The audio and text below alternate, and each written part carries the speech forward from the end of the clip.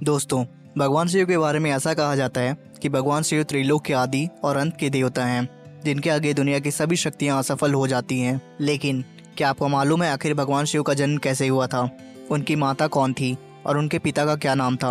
उन्होंने किससे अपनी शिक्षा प्राप्त की थी और किस किस को शिक्षा प्रदान किया था?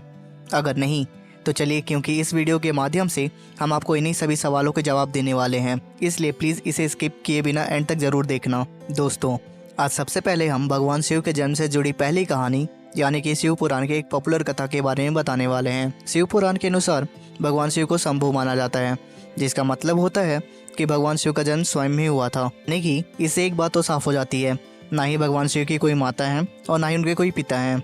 इसी के कारण भगवान शिव पंच तत्व से भी परे हैं, जिस कारण इन्हें मृत्यु का कोई भय नहीं है और इनकी मृत्यु कभी नहीं हो सकती। पर अब बात करते हैं विष्णु पुराण में बताई गई भगवान शिव के जन्म से जुड़ी हुई एक और कहानी के बारे में। विष्णु पुराण में बताया गया है कि भगवान विष्णु के माथे से निकलने वाले तेज के कारण भगवान शिव की उत्पत्ति हुई थी और उनके नाभि से निकलने वाले तेज के कारण ब्रह्मा जी का जन्म हुआ था। मगर दूसरी ओर भगवान विष्णु के जन्म के बारे में शिव पुराण में बताया गया है कि एक बार की बात है, जब भगवान शिव अपने घुटने मल रहे थे और उनकी घुटनों के निकलने वाले मैल से भगवान श्री विष्णु का जन्म हुआ था। पर अगर ऐसा हुआ होता तो विष्णु पुराण और शिव पुराण एक दूसरे से बिल्कुल अलग हैं। इस कथा के अलावा भगवान शिव के जन्म की एक और पौराणिक कथा है, काफ़ी ज़्यादा पॉपुलर है, जिसे शायद आपने बड़े बुजुर्गों से सुना होगा। पर अगर नहीं सुना तो आपकी जानकारी के लिए बता दें कि एक बार की बात है, जब भगवान विष्णु और परम ब्रह्मा जी के बीच इस बात पर बहस छिड़ गई थी कि आखिर इस संसार में सबसे महान कौन है। और जब भगवान विष्णु और भगवान ब्रह्मा इस बात को लेकर बहस कर रहे थे, तब एक जलते हुए खंबे के स्वरूप में महादेव उनके बीच आए थे। दोस्तों, वो दोनों इस रहस्य को समझ नहीं पाए और तभी अचानक से एक आवाज़ आई, जिसने कहा जो भी इस खंबे का छोर ढूंढ लेगा वो सबसे महान होगा। ऐसा सुनते ही ब्रह्मा जी ने एक पक्षी का रूप लिया और खंबे का ऊपरी हिस्सा ढूंढने के लिए निकल गए। वहीं विष्णु जी ने वराह रूप धारण किया और खंबे का अंत ढूंढने के लिए निकल गए। बहुत देर तक खोजने के बाद भी दोनों में से किसी को भी खंबे का छोर नहीं मिला और दोनों हार मानकर वापस आ गए। जिसके बाद भगवान शिव अपने असली रूप में आए और फिर भगवान विष्णु और ब्रह्मा जी ने यह मान लिया कि महादेव ही सबसे महान और शक्तिशाली हैं। इनसे बड़ी शक्ति इस दुनिया में कोई नहीं है।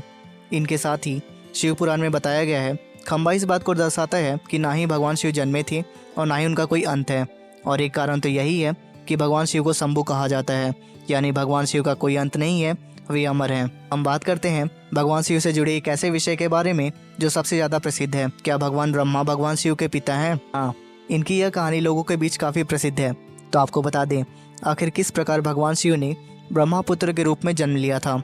इसके पीछे विष्णु पुराण की एक पौराणिक कथा है, जिसके अनुसार जब धरती, आकाश, पाताल या कहीं पूरा यूनिवर्स जलमग्न यानी पानी में डूबा हुआ था, तब भगवान विष्णु के अलावा कोई भी देव या प्राणी इस संसार में नहीं था। केवल भगवान विष्णु ही जल सतह पर अपने शेषनाग पर लेटे हुए नजर आ रहे थे। जिसके बाद उनकी नाभि से कमल की डंडी पर ब्रह्मा जी प्रकट हुए और जब भगवान ब्रह्मा और भगवान विष्णु इस यूनिवर्स से संबंधित बातें कर रहे थे, तब भगवान शिव प्रकट हुए। जिसके बाद ब्रह्मा ने उन्हें पहचाने से इनकार कर दिया।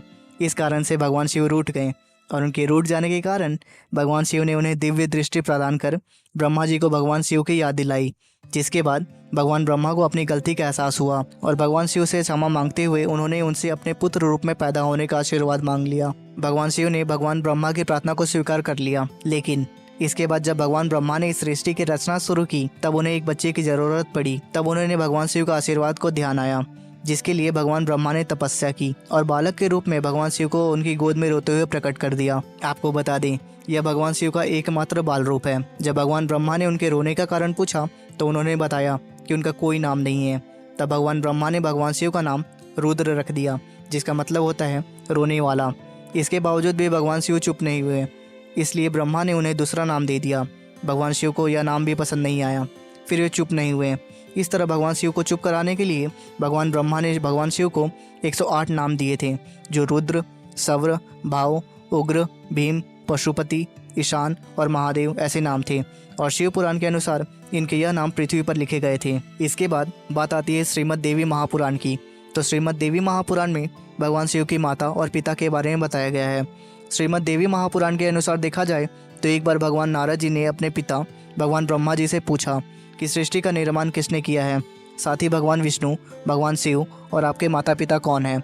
तब भगवान ब्रह्मा जी ने नारद जी को त्रिदेव के जन्म के बारे में बताया। जो ब्रह्मा जी ने बताया वो वाकई चौंका देने वाली बात थी। दरअसल उन्होंने बताया देवी दुर्गा और शिव स्वरूप ब्रह्मा के योग से ब्रह्मा, विष्णु और महेश का जन्म हुआ था। यानी प्रकृति का रूप के लिए माँ दुर्गा ही हम तीनों की माता हैं और ब्रह्मा यानी काल सदाशिव हमारे पिता हैं। इसके साथ ही श्रीमद् देवी महापुराण में भी भगवान विष्णु और भगवान ब्रह्मा के बीच झगड़े की कहानी मिलती है, जिसके अनुसार श्री ब्रह्मा जी और विष्णु जी से का झगड़ा हुआ और दोनों में बहस छिड़ी। तब भगवान ब्रह्मा ने कहा सृष्टि को मैंने बनाया है और मैं ही प्रजापिता हूँ, जिसके जवाब में भगवान विष्णु ने कहा मैं आपका पिता हूँ क्योंकि आप मेरी नाभि से निकले हुए कमल से पैदा हुए हैं। और धीरे धीरे यह बहस बढ़ती गई। तो इसके बाद उन दोनों का झगड़ा सुनकर सदाशिव वहाँ पर पहुँचे और उन्होंने कहा पुत्रों, मैंने ही तुमको इस संसार को बनाने और इसे संभालने के केवल 2 काम दिए हैं। इसी प्रकार मैंने शंकर और रुद्र को संहार और तिरोगति के कार्य दिए हैं। इसके साथ ही उन्होंने कहा मेरे 5 मुख हैं, एक मुख से अकार, दूसरे मुख से उकार, तीसरे मुख से मुकार, चौथे मुख से बिंदु और 5वें मुख से नाद यानी शब्द प्रकट हुए हैं। उन्हीं 5 को एक साथ मिलाकर देखा जाए तो एक अक्षर ओम बनता है, जिसे आज हम भगवान शिव के मूल मंत्र के रूप में जानते हैं। इसके बाद भगवान ब्रह्मा और विष्णु दोनों ही समझ गए कि भगवान शिव से ज़्यादा शक्तिशाली इस दुनिया में कोई नहीं है। दोनों ने भगवान शिव को प्रणाम किया और चले गए। चलिए दोस्तों, अब आप जब भगवान शिव के बारे में इतना जान ही चुके हैं तो क्या आपको पता है कि आखिर भगवान शिव ने किससे शिक्षा प्राप्त की थी और उनके गुरु कौन थे? हम जानते हैं, शायद ही इसका जवाब आप में से किसी को पता होगा, पर जिन्हें नहीं पता उन्हें बता दें भगवान शिव स्वयं ही संसार के गुरु माने जाते हैं, जिन्होंने संसार में गुरु शिष्य की परंपरा की शुरुआत की थी। सवाल आता है कि आखिर भगवान शिव किसके गुरु थे? तो आपको जरूर जान लेना चाहिए कि हिंदू धर्म के ग्रंथ कहते हैं कि ब्रह्मा जी और शिव जी संसार के सबसे पहले गुरु हैं, जिन्होंने गुरु शिष्य की सृष्टि की शुरुआत की थी।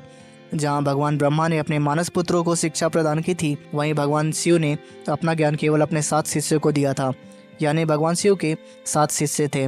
वे जिन शिष्यों के गुरु थे उन्हें आज के समय में सप्त ऋषियों का दर्जा प्राप्त है। तो दोस्तों, ये थे भगवान शिव के जन्म से जुड़े कुछ फैक्ट्स, जो आपको कैसे लगे हमें कमेंट कर जरूर बताइए। अगर ये वीडियो आप लोगों को पसंद आया हो तो इसे लाइक करें और चैनल को सब्सक्राइब करना ना भूलें। धन्यवाद।